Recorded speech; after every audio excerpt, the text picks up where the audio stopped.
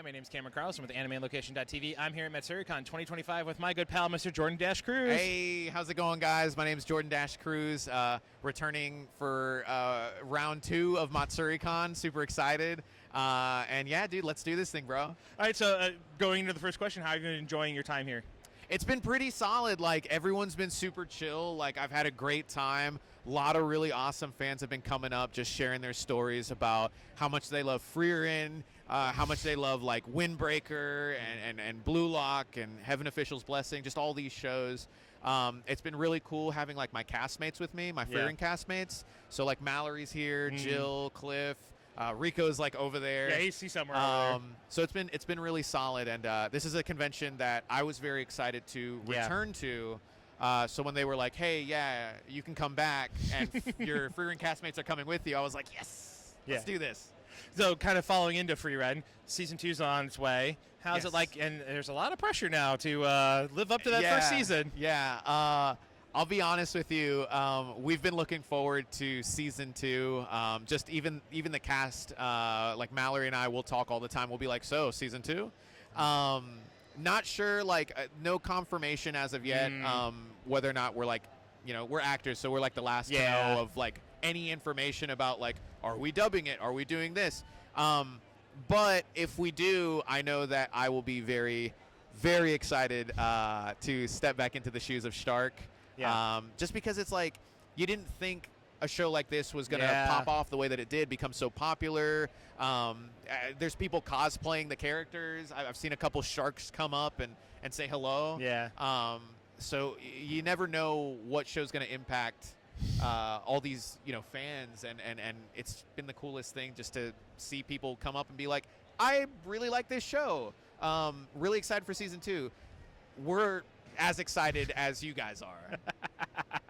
Awesome. So since last time we spoke, you joined the Dragon Ball cast with Dragon Ball Demma. Yes. How's it like working on that legendary anime series? And the torch has been now passed officially. Right. Honestly, dude, it was crazy. I grew up watching Dragon Ball Z as a kid. I remember the VHS tapes. Yep. I remember it's like you get like 3 episodes, 4 episodes. Maybe only like 2. I mean, something that one like over there would definitely know about. How many episodes used to be on a VHS tape of anime? So, how many? Okay, 1 episode of Tenchi Muyo on VHS was $35. But how many was it? 1 episode per tape? Yes. Okay. So 1 episode per tape. This is like late 80s, early 90s. Okay. So then they got it to like 2 and 3 and stuff. Something like that. So, yeah. So it was crazy. Like I remember that, and I remember just watching it on Toonami. Yeah. I didn't have cable, so I would go to friends' houses and we would watch it. So when we ended up getting the auditions, and I can't say too much, but when we had gotten the auditions, I did the auditions. I did the audition for Mini Master Roshi, and was told few months later, "Hey, congratulations, they want to book you for Mini Master Roshi." And I'm like, this is really interesting and cool. Like, I don't know what to think, because I grew up watching this series, and now I get to be a part of it as a legacy character who's pretty much been around since the beginning, only his mini version. So it was really cool getting a chance to jump in, step into his shoes, play the silly, goofy Roshi that we all know and love. The mini version, and I was so thankful. I felt like a kid in a candy store. I was very, dude, this is a dream franchise, and now I'm in it, and let's go, let's rock and roll. And speaking of that, we have the flyer here from Mike. Yes, we do. So speaking of that, did Mike give you any tips in the process to get into character for Master Roshi? So surprisingly, I didn't talk to him too much. Okay. We had recorded the stuff before I had mentioned anything, because NDA stuff. I was like, I don't want to risk saying anything to anybody. So eventually, I did end up talking to him like afterwards, and I was just like, "Hey, man, I'm going to be voicing Mini Roshi, and I would, love to just chat with you about it. Like, I want to make sure you're cool with it, because it's like he's been voicing the character for 20 plus years. years. And I could tell that Roshi is very near and dear to him.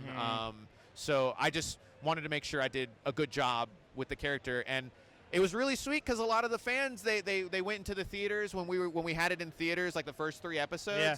And a lot of folks, like Reddit comments and other folks that watched the movie, told me, they go, dude, I didn't even know that Roshi had another voice actor for this show, like mini Roshi.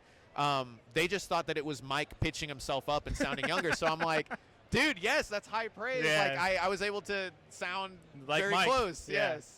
Awesome, cool. So last time we talked, we spoke about your voice acting training from you getting training from fellow VAs. Yes. What was some of the techniques you learned from one of them? Like anything like super that stood out to you as a veteran that gave you that tip? Right. Honestly, it was more so the way that they handle themselves, like the confidence that they have going into the booth, like in their reads. You know, if they mess up, they're not sitting there like, oh my gosh, I made a mistake. Yeah. It's very like, okay, you know, like hey, can we get it one more time?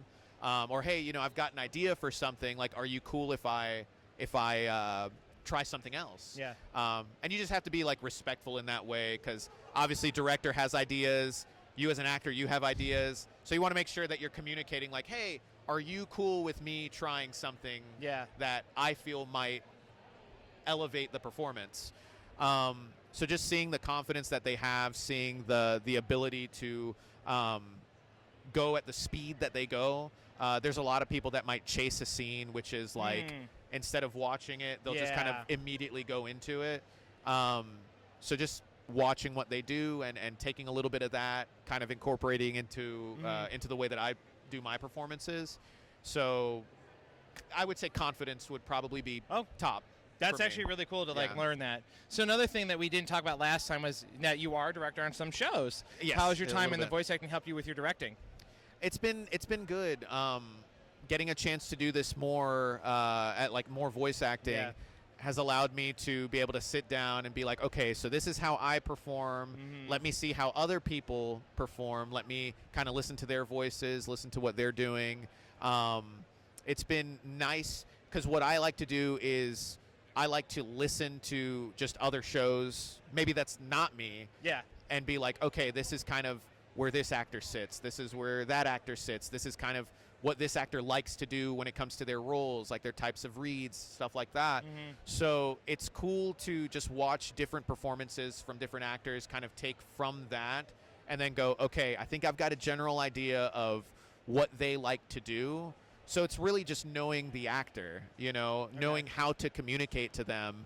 Every actor takes something differently. You know, there might be an actor that wants to or takes direction well if you like talk about Shakespeare or something, or an actor that might take direction well if you talk about like sports or a movie quote, you know, or just something like that, and knowing how to talk to them. I would say that probably helped me more with directing than my own performances. Okay. So. No, I mean, like I said, it's we hear different techniques from every single actor that also is a director, or director that becomes an actor. We hear a lot of different techniques be talked about and how they approach that. So it's really cool to always hear so many different techniques being used in order to improve themselves. Right. And so now, as a fellow RPG player, which I am, and you are as well. Yes. You got to work on the Octopath Traveler #2, and I'm currently playing #1. Yes. What's it like coming into the robust cast from the past game? It's crazy, man. Like that was another one where I had no idea that I was going to be a part of it. I remember auditioning for it. I got the auditions from my agent, sent something in, didn't hear anything for about a month, and I was like, yeah, I guess I didn't get it. Yeah. I kid you not. I deleted the email, and 2 days later, my agent's like, hey, so they want to cast you in Octopath Traveler 2 as Temenos.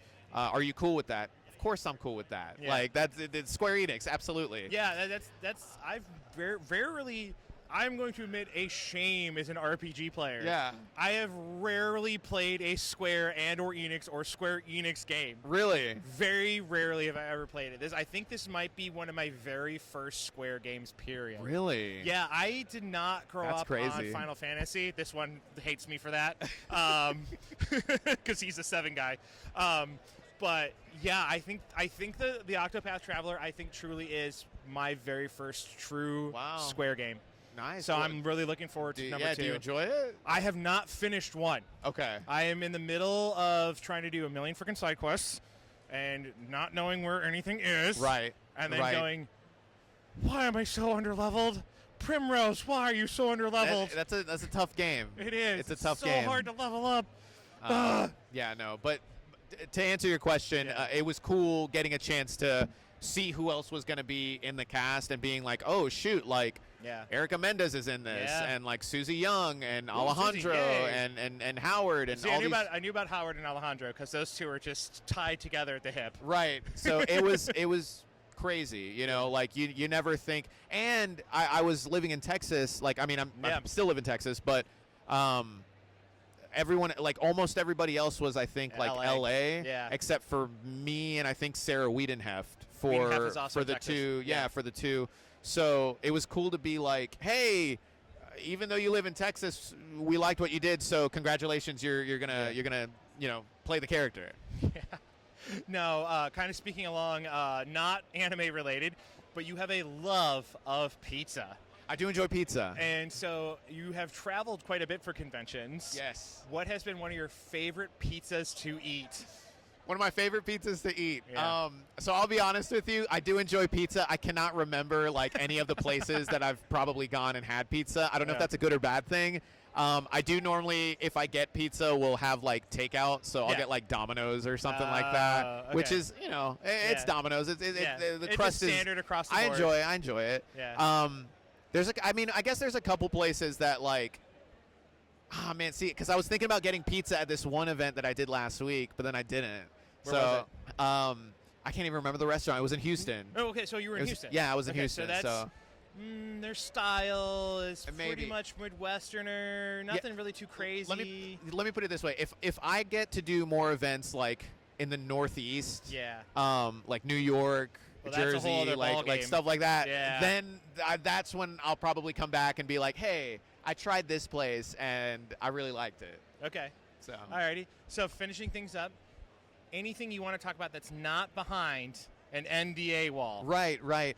Currently, I'm working on a show called Onmyo Kaiten Rebirth. I voice a character named Abe no Seimei, and it's pretty cool. Voice is very similar to Temenos from Octopath Traveler 2. Okay. It's an interesting show. I can't really describe it because it hasn't necessarily finished yet. Oh. But from what I've seen, I'm like, this is interesting. It's like a mix of like Re:Zero, but like it's got like mech / kaiju stuff in it. So it's kind of hard to explain. Yeah, but that's a weird mishmash. Yeah, so I'm currently working on that show, which has been fun because I have not really gotten a chance to do much of the Temenos, you know. Yeah. Very, very soft and light. Haven't had a chance to do too much of that, so it's cool to be able to step into that again. So I'm currently working on that, and then I think that's really all I can talk about. Okay. So sorry about that. No problem. So part 2 of the last question. First part. Yes. Where can we follow you online? Online, you can follow me on Instagram. It's the @Cruz VA. That's DASH CRUZ VA. I used to have a Twitter, and then it got hacked. I was wondering about that. Yeah, it got hacked. And the funny thing is it got hacked by a they turned it into a cybersecurity profile. So I'm just like, so you hacked me, and then you turned me into cybersecurity. Like, really? So I don't have a Twitter anymore currently. I'm not sure if I'll get another one, but Instagram's where I'm at. That's where you guys can find me. That's pretty much just the only place you can find me. Unless we become a cybersecurity firm. Yeah, exactly. And then I guess you can find me at a convention near you somewhere. Alrighty, and what would you like to say to all the wonderful fans out there? Hey guys, thank you so much. Well, first off, thank you for watching the video and just listening to us ramble about just some fun things. Thank you so much for all the Freerin love. You guys have been incredible. We're really, really excited about just how much the show has impacted you guys. I have loved voicing Stark. It's been truly an honor, and it's funny because my wife tells me that he's the most like me character that I've ever voiced. So I'm like, oh, thank you. This is really cool. But yeah, thank you guys so much. Hopefully, season 2 we get a chance to record and it's just as hyped as season 1 is. I think it will be. I believe you. But yeah, thanks so much, and we really appreciate you guys. Like, for real, thank you. Yeah. Well, Jordan, I love talking with you. Thanks so much for coming out and hanging out with me again. Absolutely. Thank you so much. Yeah, year 2, baby.